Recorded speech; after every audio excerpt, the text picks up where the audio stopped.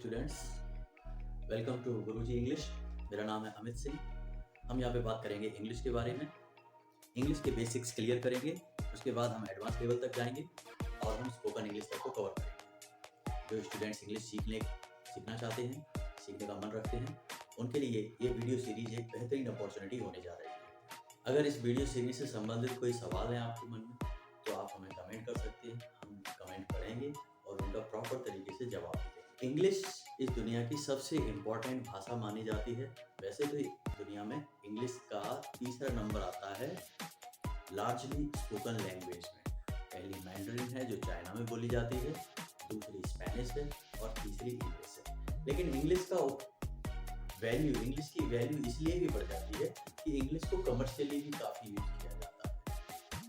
यानी कि अगर हम इंग्लिश बोलना नहीं जानते हैं तो हमारा काम नहीं चलने वाला, दुनिया के किसी भी कोने में चले जाए। हर कंट्री के पास या हर स्टेट के पास अपनी खुद की एक लैंग्वेज होती है और साथ ही साथ इंग्लिश उसका सब्स्टिट्यूट लैंग्वेज की तरह काम करती है। तो मेरे ख्याल से इंग्लिश एक बहुत इंपॉर्टेंट लैंग्वेज है जो हर स्टूडेंट को सीखनी चाहिए। ओके, तो शुरू करते हैं। जैसे किसी बिल्डिंग को बनाने के लिए ईंटों की जरूरत होती है, वैसे ही इंग्लिश लैंग्वेज को बनाने के लिए लेटर्स की जरूरत होती है।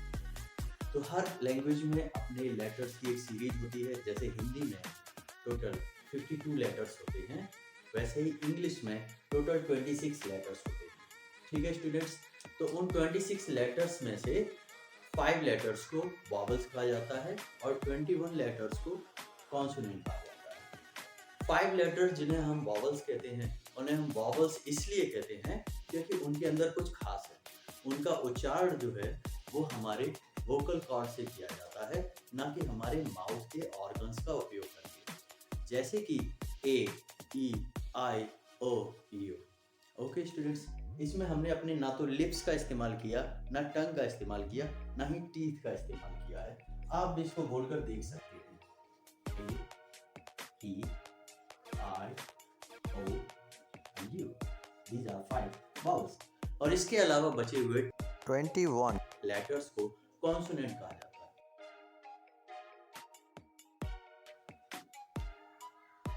Okay students, a letter is a primary unit of a language. तो बात आगे करते हैं। लेटर्स फॉर्म करते हैं, लेटर्स बनाते हैं वर्ड को, जो कि दूसरी सबसे इंपॉर्टेंट इकाई है। जैसे कि प्ले के अंदर हमने 4 लेटर्स को यूज किया है, PLAY। 4 लेटर्स का यूज करके एक मीनिंगफुल वर्ड बना। अगर कोई लेटर्स का ग्रुप मीनिंगफुल ग्रुप बनाता है तो उसे हम वर्ड कैटेगरी में डाल सकते हैं। ठीक है students, A group of letters that makes a complete sense is called word। ठीक है स्टूडेंट्स, अगर लेटर्स के ग्रुप का जो वर्ड बना उसका कोई सेंस नहीं निकलता है तो उसे हम वर्ड कंसीडर नहीं करेंगे। जैसे कि हमने लिख दिया C, E, E, E। अगर हमने इसे लिख दिया तो ये हमारा वर्ड कंसीडर नहीं किया जा सकता है, इसे डिसमिस किया जाएगा क्योंकि इसका कोई सेंस नहीं निकलना। हालांकि ये भी एक ग्रुप ही है, लेकिन इसका कोई सेंस नहीं है, इस वजह से इसे हम वर्ड नहीं कह सकते। लेटर्स के बाद वर्ड्स के बाद सेंटेंसेस। तो सेंटेंस की डेफिनेशन क्या होगी कि जब शब्दों का समूह मिलता है जिसका एक सही अर्थ भी निकलता हो, यानी कि a group of words that makes a complete sense also is called a sentence. Okay students, He looks good। Okay students, अब इसमें भी एक प्रॉब्लम है कि अगर वर्ड्स का ग्रुप है और उसने कोई सही प्रॉपर सेंस नहीं दिया तो फिर उसे हम सेंटेंस कंसीडर नहीं करेंगे। For example, she, we, cook, go, eat। अब ये भी एक वर्ड्स का ग्रुप है, लेकिन ये सेंटेंस नहीं कहा जा सकता क्योंकि इसका कोई सेंस नहीं है। That's why it is not considered as a sentence। और ऊपर वाला जो सेंटेंस है ही लुक्स गुड, इसका एक प्रॉपर मीनिंग निकल रहा है, प्रॉपर सेंस निकल रहा है, इसलिए हम इसे सेंटेंस कंसीडर करेंगे। ओके स्टूडेंट्स, तो यहाँ तक हम आ चुके हैं। यहाँ हमने देखा कि लेटर्स क्या होते हैं, उसके बाद वर्ड्स क्या होते हैं, उसके बाद सेंटेंस। ठीक है स्टूडेंट्स, अब नंबर है इंग्लिश के बारे में 5 अमेजिंग फैक्ट्स बताने के बारे में, जो शायद आपको नहीं पता होंगे। हमारी हर वीडियो सीरीज में इंग्लिश के बारे में आपको 5 अमेजिंग फैक्ट्स पता चलेगा। ओके स्टूडेंट्स, तो फैक्ट नंबर 1, क्या आपको पता है कि इंग्लिश में सबसे ज्यादा यूज किया जाने वाला लेटर कौन सा? ई। इंग्लिश लैंग्वेज में सबसे ज्यादा यूज किया जाने वाला लेटर है।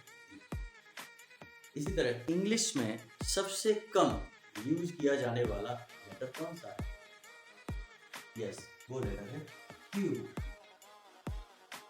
ओके, फैक्ट नंबर 3, क्या आपको पता है कि इंग्लिश लैंग्वेज का सबसे पुराना वर्ड कौन सा है? टाउन। यस, इंग्लिश लैंग्वेज का सबसे पुराना वर्ड। फैक्ट नंबर 4, क्या आपको पता है कि इंग्लिश में कौन सा ऐसा वर्ड है जिसमें लगातार 3 लेटर्स रिपीट हो रहे हैं? वो वर्ड है बुक कीपर। कैसे? देखो, डबल ओ, डबल के, डबल ई। ये इंग्लिश लैंग्वेज का इकलौता ऐसा वर्ड है जिसमें लेटर्स का ये सीक्वेंस देखने को मिलता है। इसके अलावा पूरी इंग्लिश में कहीं नहीं मिलेगा। ओके स्टूडेंट्स, फैक्ट नंबर 5, क्या आपको पता है कि इंग्लिश में आई के ऊपर बनाए जाने वाले इस डॉट को क्या कहते हैं? यस, इसका भी कुछ नाम है। क्या आपको पता है? इसे कहते हैं टाइटल। Yes, TITLE, title. पता नहीं था ना? यस, मुझे मालूम है। ओके, तो ये थे हमारे 5 फैक्ट्स, लेकिन ये हमारा पहला वीडियो है तो हम एक तो एक्स्ट्रा बोनस फैक्ट्स लेकर जाते हैं। ठीक है, आपकी नॉलेज को और एनहांस करेंगे। क्या आपको पता है कि दुनिया की पहली इंग्लिश डिक्शनरी कब और किसने लिखी? हाँ, वही डिक्शनरी, मोटी वाली, ऑक्सफोर्ड, जिसको देखते ही हम पागल हो जाते, वर्ड्स नहीं मिलते ढूंढते ढूंढते। यस यस, वही वाली। हाँ, तो दुनिया की पहली डिक्शनरी किसने लिखी थी और कब लिखी? फैक्ट नंबर 6, दुनिया की पहली डिक्शनरी 1755 में लिखी गई और लिखने वाले का नाम क्या है? Samuel Johnson. यही वो महान है जिन्होंने इतनी मोटी सी डिक्शनरी लिख डाली। हमारे वीडियोज आने वाले टाइम में और भी इंटरेस्टिंग और नॉलेजफुल होने वाले हैं, तो अगर हमारा एफर्ट, हमारा प्रयास पसंद आ रहा हो तो फिर लाइक कर लेना, और कुछ इंपॉर्टेंट पूछना हो तो कमेंट कर लेना, और अपने फ्रेंड्स को भी शेयर कर देना। ठीक है, और जाते जाते एक और इंटरेस्टिंग चीज बताते जाता हूँ। इंग्लिश में आपने नाम सुना होगा ज्यूक, JUKE, ज्यूक। ये ज्यूक क्या है जानते हो? पुराने टाइम में क्या होता था कि ज्यूक बॉक्स नाम का एक डब्बा हुआ करता था, कुछ इस तरीके का। यस, ज्यूक बॉक्स नाम का एक डब्बा हुआ करता था। उस डब्बे में क्या करते थे कि लोग अपने पसंद के गाने सुनने के लिए कॉइन डाला करते थे। कॉइन डाला और उसके बाद उनका फेवरेट गाना बजा और उनको मजा आया म्यूजिक सुन के। ठीक है, लेकिन ये ज्यूक जो है ना, ये ज्यूक वर्ड लिया कहाँ से गया है जानते हो? इसका मीनिंग क्या है जानते हो? नहीं पता होगा, मिलेगा भी नहीं।